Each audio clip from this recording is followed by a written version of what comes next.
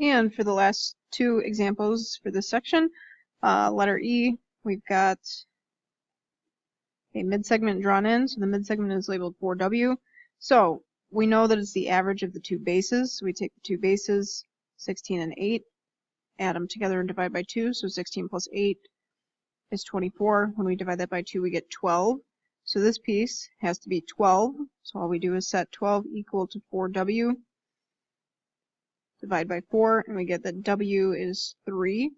And for V, since this is a midsegment, that means this is the midpoint of this leg. So if this piece is 5, this piece is 5. Simple as that. And this one's a little bit trickier.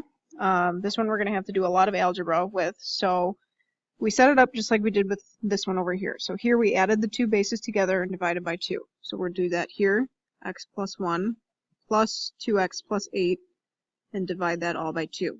And then we set that number equal to the midsegment. So we set this equal to the midsegment, 4x minus 3.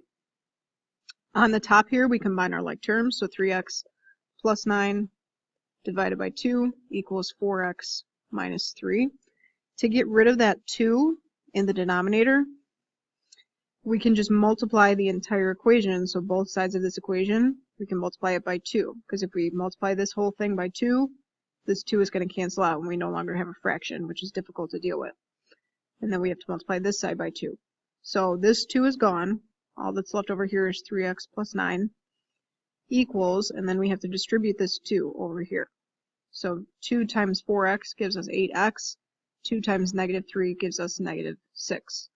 Then we just continue solving for x like a regular equation. Subtract 3x, get all the x's together. So 8x minus 3x is 5x. And then we have minus 6 equals 9. We add 6.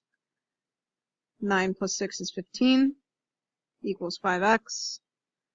We divide by 5 and we get x equals 3. And then for y and z, it's similar like we had over here. Since this is a midpoint, this was 5, this was 5. Since this is a midpoint, since this is 12, z is 12. And since this is a midpoint, 13 means y is 13.